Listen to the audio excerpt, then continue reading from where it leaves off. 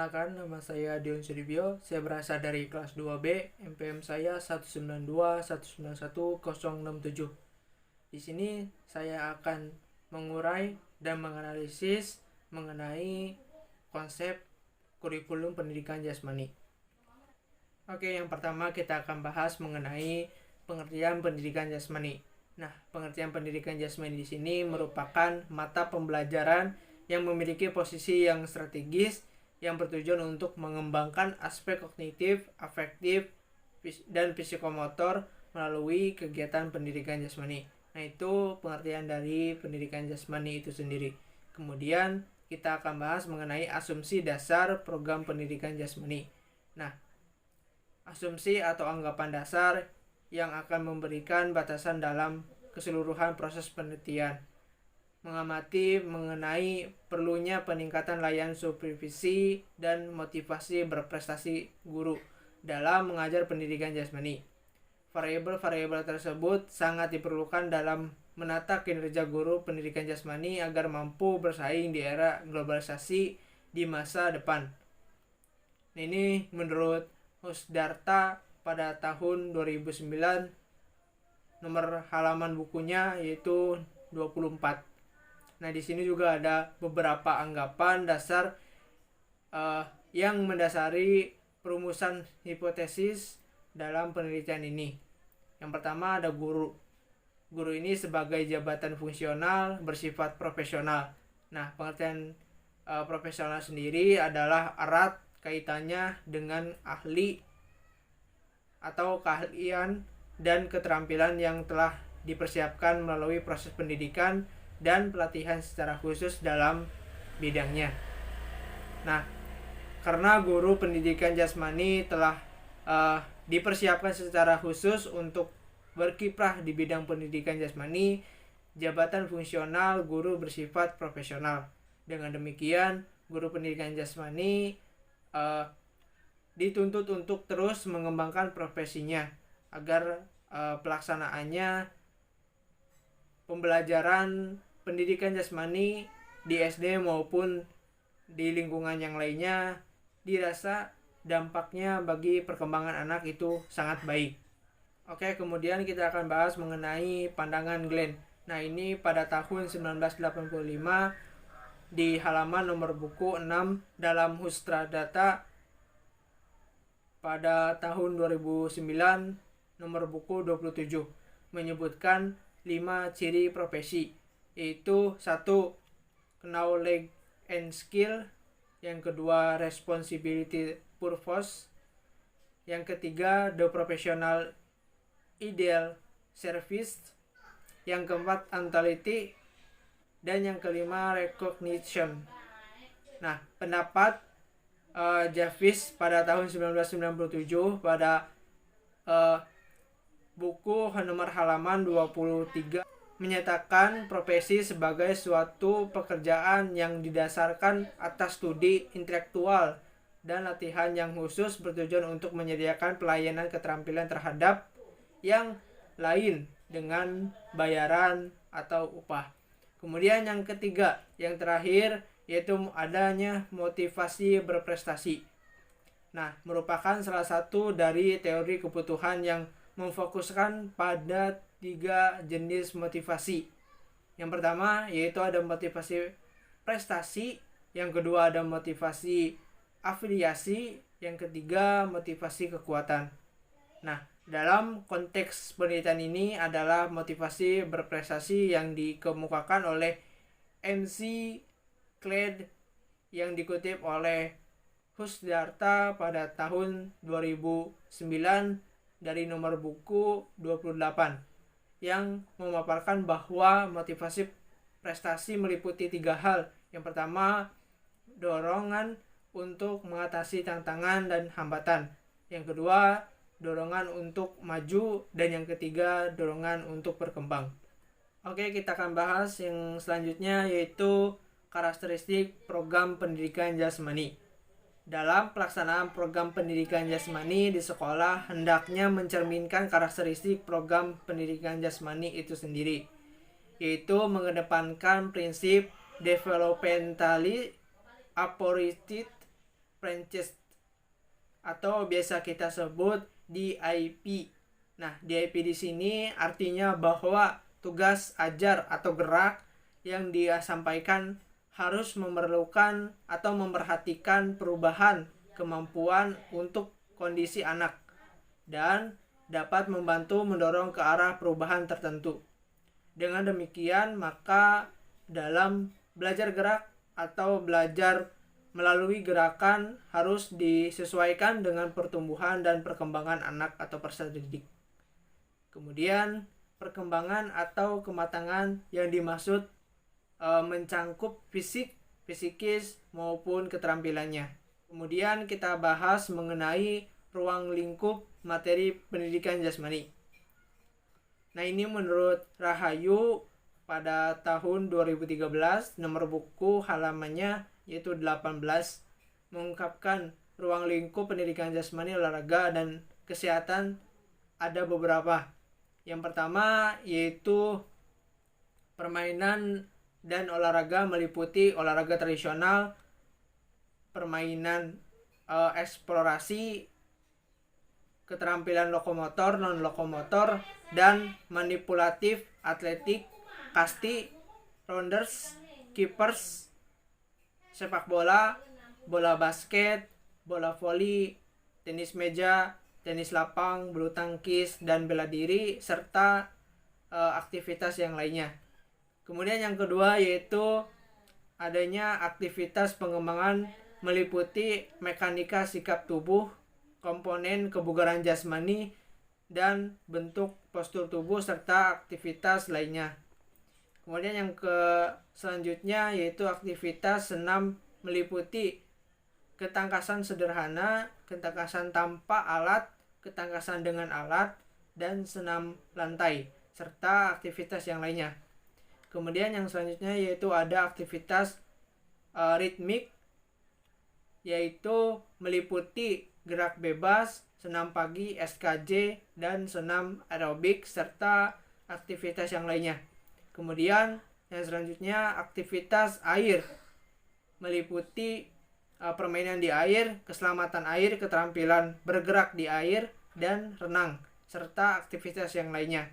Kemudian yang selanjutnya pendidikan luar kelas, meliputi piknik atau karya wisata, pengenalan lingkungan, berkemah, menjelajahi, dan mendaki gunung. Kemudian yang terakhir yaitu ada kesehatan, meliputi penanaman budaya hidup sehat dalam kehidupan sehari-hari, khususnya yang berkaitan dengan perawatan tubuh agar tetap sehat, merawat lingkungan yang sehat, mencegah dan merawat cedera, mengatur waktu istirahat yang tepat, dan berperan aktif dalam kegiatan P3K dan UKS. Nah, aspek kesehatan merupakan aspek tersendiri yang secara implisit masuk ke dalam semua aspek. Oke, kita akan bahas yang terakhir yaitu isu kurikulum pendidikan jasmani. Nah, isu kurikulum pendidikan jasmani di sini ada beberapa. Yang pertama ada isu program, yang kedua ada isu proses belajar, yang ketiga ada isu penilaian, yang keempat ada isu sarana dan prasarana pembelajaran pendidikan jasmani, dan yang terakhir ada isu keberhasilan pendidikan jasmani. Kemudian kita akan bahas mengenai yang pertama terlebih dahulu, yaitu ada isu program. Nah, isu program di sini adalah aspek materi dan distribusi alokasi waktu. Materi atau bahan ajar yang banyak yang ada di dalam kurikulum terlalu sulit untuk dilaksanakan dengan alokasi waktu yang hanya 1 minggu 1 kali. Sehingga kegiatan pembelajaran atau belajar mengajar hanya untuk mengembangkan aspek keterampilan gerak atau fisikomotor. Nah, di sini juga ada kekurangan dari isu program di sini. Yang pertama, yaitu ada guru memaksakan dirinya mengajar olahraga. Kemudian yang kedua, berpegang teguh dalam penguasaan keterampilan olahraga. Kemudian kurang memperhatikan tujuan pembelajaran yang bersifat afeksi. Kemudian yang selanjutnya kurang menyadari bahwa olahraga merupakan media untuk mencapai tujuan pendidikan jasmani pada umumnya. Kemudian yang terakhir, kurang memperhatikan aspek gerak dasar siswa. Oke, selanjutnya kita akan bahas mengenai isu proses belajar mengajar. Nah, di sini ada beberapa isu. Yang pertama yaitu ada variasi aktivitas belajar cenderung kurang didasari atau didasarkan pada karakteristik peserta didik, hanya berorientasi pada cabur untuk orang dewasa. Kemudian yang selanjutnya, yang kedua, aktivitas pendidikan jasmani untuk siswa cenderung terbatas. Kemudian yang ketiga, itu ada aktivitas pendidikan jasmani yang dilakukan siswa kurang membantu siswa memahami dampaknya bagi kebugaran jasmani dan gaya hidup sehat. Kemudian yang keempat, yang selanjutnya, yaitu ada penjas atau pendidikan jasmani adalah belajar gerak dan belajar sambil bergerak kurangnya dipahami oleh pengajar. Kemudian yang selanjutnya ada rasio jumlah siswa. Nah, ini juga dengan pengajar, lapangan dan alat-alatnya tidak sesuai. Kemudian yang selanjutnya yaitu ada pengembangan aspek afektif kurang mendapatkan perhatian. Yang terakhir yaitu ada proporsi JWAB sangat terbatas. Nah, isi jumlah dan karakteristik siswa, jumlah siswa yang banyak dengan kelas paralel dengan karakteristik yang heterogen. Kemudian kita akan bahas mengenai isu penilaian atau evaluasi. Nah, evaluasi sendiri merupakan bagian yang tak dapat terpisahkan atau integral dari suatu proses belajar mengajar. Nah, evaluasi sendiri berfungsi sebagai salah satu cara untuk memantau perkembangan belajar dan mengetahui seberapa jauh tujuan pengajaran dapat dicapai oleh siswa. Pelaksanaan penilaian belum begitu nampak terintegrasi dalam sebuah proses belajar mengajar. Pengecekan terhadap pemahaman siswa dan pemberian umpan balik yang menandai dalam rangka meningkatkan penguasaan materi oleh siswa sebagai salah satu bentuk evaluasi. Bagian yang menyatu dalam sebuah proses belajar mengajar. Guru merasa dikejar-kejar oleh bahan yang harus tuntas pada pertemuan itu, tanpa memperhatikan apakah siswa sudah saatnya menerima materi berikutnya atau belum. Kemudian untuk itu seringkali guru memberikan evaluasi harian yang sifatnya formalitas saja, asal menyampaikan tanpa dijadikan umpan balik untuk memperbaiki proses belajar berikutnya. Materi evaluasi terkadang kurang relevan dengan materi yang sudah diberikan pada proses pembelajaran atau pada proses belajar mengajar. Kemudian kecenderungan untuk mengambil materi evaluasi dari soal luar sekolah atau dari soal sebelumnya tanpa terlebih dahulu direvisi atau disesuaikan dengan materi belajar yang sudah diberikan. Nah, ini juga memang merupakan cara yang cepat, namun apabila hal itu tidak dilakukan dengan teliti, bisa jadi akan melemahkan validitas dan reliabilitas daripada soal itu sendiri.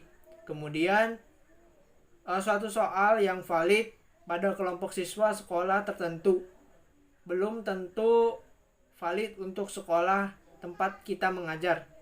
Nah, tingkat keterampilan siswa, fokus belajar, dan relevansi materi evaluasi seringkali merupakan aspek pokok validitas instrumen. Masalah lain adalah evaluasi seolah-olah hanya dapat dilakukan oleh ahli statistik, sebab statistik diperlukan untuk pengelolaan data.